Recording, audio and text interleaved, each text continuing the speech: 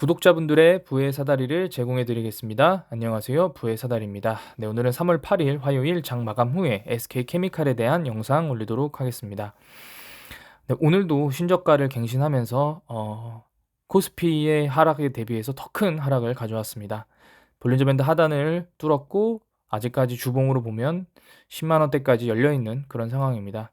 오늘은 항상 좋은 얘기 그리고 긍정적인 부분 그리고 회사의 호재로 영향받을 수 있는 부분들에 대해서 집중적으로 설명드렸다면, 오늘은 조금 불편하시더라도 SK케미칼이 갖고 있는 부정적인 내용들을 조금 설명드릴까 합니다.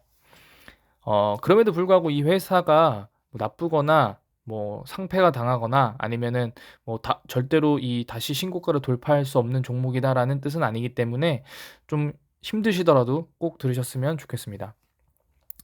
일단 SK케미칼은 2회의 물적 분할을 실시했습니다. 과거에 2019년도에 SK바이오사이언스를 물적 분할했고요. 그리고 2021년 10월 달에 SK 멀티유틸리티라는 수소 스팀 사업 부문을 물적 분할했습니다. 약 2회로 물적 분할을 했고요. 과거에는 어떤 개인 투자자들의 참여도 적었고 물적 분할 후 상장에 대한 이슈도 없었기 때문에 뭐 그렇게 넘어갔지만, 2021년 10월에 실시한 물적 분할은 그 이후에 기업의 가치를 크게 훼손시켰습니다. 일단 SK 바이오사이언스에 대한 가치를 전혀 못 받고 있는 것은 사실입니다. 자, 그러면 코로나가 과연 끝난 거냐? 네, 그거는 절대 아니라고는 생각합니다만, 어쨌든 SK 바이오사이언스의 현재 하락보다 SK케미칼이 하락이 더 큰 이유는 단순히 코로나 이슈로 인한 그런 뭐 가치를 다 제거하는 그런 상황은 아니라고 봅니다. 왜냐하면 모든 지주회사가 주가가 그렇게 폭락하는 건 아닙니다. SK케미칼의 최대 주주 회사인 SK디스커버리는 오늘 거의 보합으로 끝났습니다. 디스커버리는 최고점 대비 57.59%입니다. 이 종목은 완전한 지주회사입니다. 본인 별도의 사업은 없고요. 다 지주회사로 구성되어 있는데도 불구하고 57.59%. SK케미칼은 본인의 사업을 하고 있고 물적 분할을 했음에도 불구하고 62.77%더 많이 하락을 했습니다. 네, 만약에 SK케미칼이 떨어지면 그 최대 주주인 SK디스커버리도 떨어져야 됩니다. 근데 SK디스커버리는 빠지지 않았고 SK바이오사이언스도 빠지지 않았고, 그 중간에 이 중간 회사인 SK케미칼만 하락했습니다. 그 이유는 두 번째로 지금 친환경이 올 듯 하다가 러시아와 우크라이나 이슈로 인해서 친환경이 다시 되돌아갔습니다. 유가는 130불을 지금 돌파하려고 하고 있고요. 제가 보니까 만약에 이 사태가 장기화된다면 유가는 150불도 볼 수 있을 거라고 생각합니다. 천연가스도 급등을 했고 니켈, 뭐 망간, 구리, 원자재, 곡물 가격 전부 다 폭등을 하고 있습니다. 친환경은 뭐 물론 이런 어떤 저탄소를 위해서 어떤 에너지를 좀 그린 에너지를 활용하기 위해서 만드는 그런 부분이지만, 단가가 높고 또한 지금 워낙 유가가 높기 때문에 그런 친환경을 만드는 데 제반들이 들어가는 것들이 원자재들이기 때문에 현재 다시 원자재 그 친환경 바람이 불기에는 좀 쉽지 않지는 않나라는 생각이 듭니다. 그런 관점에서 국내 오늘 풍력주 CS 윈드나 CS 베어링, 동국 SNC도 5% 이상의 하락을 가져왔습니다. 그렇기 때문에 SK케미칼도 친환경 플라스틱, 코폴리에스터를 만드는 그런 기업으로, 코폴리에스터는 정확하게 화장품 용기에 들어갑니다. 그러면은 사실은 중국 쪽, 결국에 화장품은 인구가 많은 쪽에서 판매가 많이 될 수밖에 없고요. 국내 기업 한정으로는 의미가 없습니다. 뭐 에스티로더나 뭐 SK케미칼이 여러 고객사를 보유하고 있다는 뉴스도 나왔기 때문에 결국 중국이나 화장품 수요가 많은 쪽에서 어떤 수요가 늘어나야 되는 부분들이 있는데요. 지금 현재는 중국도 러시아와 우크라이나 이슈에 어떤 중립을 애매하게 지키기 위해서 지금 뭐 국제 정서에서는 그렇게 뭐 이렇게 주목받는 그런 위치가 아니기 때문에, 그런 관점에서 친환경 쪽 그리고 원자재 가격이 상승에 따른 어떤 기업들의 하락들, 그런 것들이 좀 있지 않나라는 생각이 듭니다. 그리고 세 번째는 수급이 완전히 꼬였습니다. 거래량이 전혀 터지지 않고 있는데요. 사실은 이때 2021년 8월 달에 연기금이 대량 매수가 들어오면서 사실은 부푼 꿈을 꿨죠. 사람들이 다 부푼 꿈을 꿨는데 현재 지금 보게 되시면 거래량이 전혀 보이지 않고 있습니다. 요 부분에서 한번 좀 볼 게 있는데요. 이게 인제 3분기 분기 보고서이고, 이게 최근 2021년 1월에 나왔던 국민연금공단의 어떤 대량 보유 상황 보고서입니다. 이 무상 증자 때문에 주식수가 늘어났고요. 과거에 9월 13일에 96만 9천 주를 보유하면서 8.25%를 확보하고 있었습니다. 이게 8월 달에 대량 매수가 들어오면서 비율이 많이 늘었고요. 12월 29일에는 일부 매도를 하면서 결국에 141만 4천 주를 보유하고 있습니다.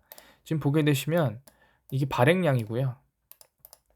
보유량이 그래서 8.25%에서 8.027%로 하락을 했습니다.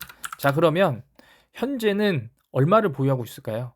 지금 이게 12월 29일이기 때문에 12월 30일부터 주가의 흐름을 보면 이후에 누적으로 순매도가 99,808주입니다.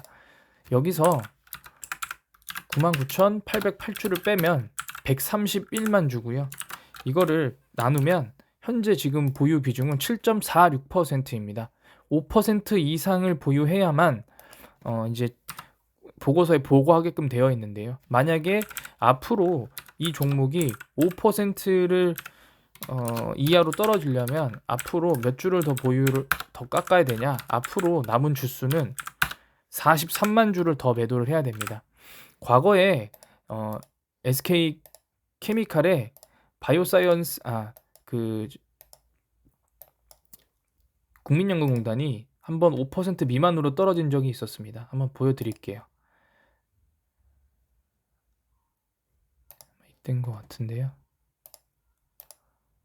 아니, 지금 이때 4월이네요. 이때 4.98%까지 떨어졌었습니다. 네, 그렇기 때문에 언제든지 다시 5% 이하로 떨어질 수 있고요. 그리고 지금 하나 더 보게 되시면 지금 단순 투자 목적에서 일반 투자 목적으로 보유 목적을 변경했다라고 합니다. 이 내용을 좀 하나 설명드리도록 하겠습니다. 지금 보게 되시면은 이게 SBS 비즈에 나와 있는 그 기사입니다.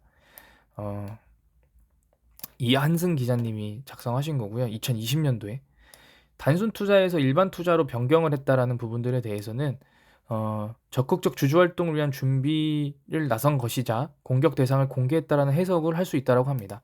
그러니까 결국에는 SK 케미칼이 어떤 활동을 벌일 때 공격적으로 적극적으로 의사 결정을 하겠다라는 뜻입니다. 그 내용을 공시한 시점이 2022년 1월 5일입니다.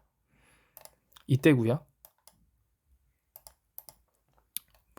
그럼 결국에는 앞으로의 활동에 있어서 SK 케미칼에 대한 의사를 결정하는 데 있어서 연기금이 조금 더 공격적으로 반영을 하겠다라는 부분인데, 현재는 그 이후에 계속 매도를 하고 있기 때문에 SK 케미칼에 대한 어떤 투자를 뭐 단순하게 이제 뭐 버렸다라고 하긴 뭐하지만 어쨌든 현재 지금 비중을 줄이고 있다라고 생각하면 될 것 같습니다. 매매 동향을 보게 되시면 뭐 외국인의 매도는 프로그램으로 뭐 해결됩니다. 네, 프로그램 매도가 많이 나오면 외국인의 매도가 많이 나오기 때문에 프로그램 순매수 대금이 약 30억인데 오늘 31억이니까 네, 외국인과 프로그램이 같이 매도를 했다라고 보시면 될 것 같고요. 기관도 뭐 금융투자나 투신 그리고 뭐 연기금 대량으로 다 매도를 하고 있습니다. 그렇기 때문에 주가가 빠질 수밖에 없고요. 공매도도 뭐 적지는 않죠. 7%면 여전히. 오늘 같은 경우에는 사실 공매도를 치지 않았어도 현재 보유하고 있는 공매도만으로도 수익이 충분히 날 수 있는 그런 구조였습니다. 역으로 치자면 16만 5천에서 공매도 쳤던 사람들은 수익이 어마어마하죠. 네. 뭐 대차장고는 뭐 조금 줄고 있기는 한데 지금 상황에서 대차장고 주는 게 크게 의미가 있을까라는 생각이 듭니다. 네, 주봉 기준으로 여전히 열려 있습니다. 11만 원.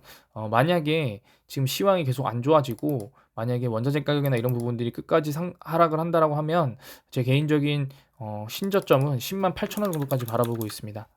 네, 10만 8천 원 이후에 그 이후에 어떤 모습을 보일지를 지켜봐야 하지, 지금 상황에서는 지금 11만 6천 원이 깨졌다고 해서 신저가를 찍었다고 해서 더 이제 반등할 거다라고 하기에는 현재 투심이나 매매 동향이 그렇게 좋지는 않습니다. 과거의 이 모습을 그대로 보일 수 있습니다. 이렇게 볼린저 밴드 하단을 뚫고 반등하는 척 하다가 수개월을 걸쳐 다시 볼린저 밴드가 올라왔을 때 이렇게 반등하고 다시 떨어지는 이런 모습들을 계속 보이고 있습니다. 그렇기 때문에 여기서도 뭐 소폭해서 떨어졌다가 반등을 하더라도 한 12, 3만 원에서 다시 하락하는 그런 모습을 보일 수도 있습니다. 월봉으로 보게 되면은 지금 여전히 이 8만 4천 원, 이 여전히 8만 4천 원대까지는 만약에 이 8만 4천 원부터 31만 원까지의 상승이 오롯이 SK 바이오사이언스 때문이고 SK 바이오사이언스 이후에 사업이 크게 확장했음에도 불구하고 그것에 대한 시장에 관심이 없다라고 하면 결국에는 8만 4천 원대까지도 빠질 수 있는 그런 상황이라고 봅니다. 왜냐하면 상장했을 때 가격이 한 8만 4천 원이고 그때보다는 확실히 회사가 개선되었기 때문에 내가 만약에 정말로 이 회사가 최악에 치닫는다라고 하면 8만 4천 원대까지는 고민을 할 수 있는 그런 상황이라고 좀 생각을 합니다. 물론 제가 말씀드리는 부분은 최악의 상황을 말씀드리는 거고 셀트리온도 끊임없이 떨어질 때는 지옥으로 가는 줄 알았습니다. 셀트리온은 심지어 SK케미칼보다 영업이익이나 시가총액이 훨씬 큰 기업입니다. 근데 이 기업이 38만 8천 원까지 갔다가 반토막을 더 났다가 지금 반등을 하고 있습니다. 셀트리온은 지금 이제 반등하고 있는 추세이기 때문에 다시 올라간다라고 하면 22만 원, 23만 원 여기를 한번 트라이 해볼 수 있는데요. 지금 사실은 SK케미칼 같은 경우에는 지금 트라이 한다라고 하더라도 최대 15만 원, 16만 원 이렇게 요 정도 수준까지밖에 안 되지 않을까라는 생각은 듭니다. 네, 오늘은 뭐 매매 동향도 크게 의미 없고 공매도도 의미 없고 그다음에 뭐 뉴스도 없고 그렇기 때문에 SK케미칼에 지금 현재 대량 매도를 하고 있는 연기금이 어떻게 지금 스탠스를 취하고 있는지 그리고 SK케미칼이 왜 빠지고 있는지에 대해서 좀 심층적으로 얘기를 해봤습니다. 네, 오늘 영상은 여기서 마치도록 하겠습니다. 시청해 주셔서 감사합니다.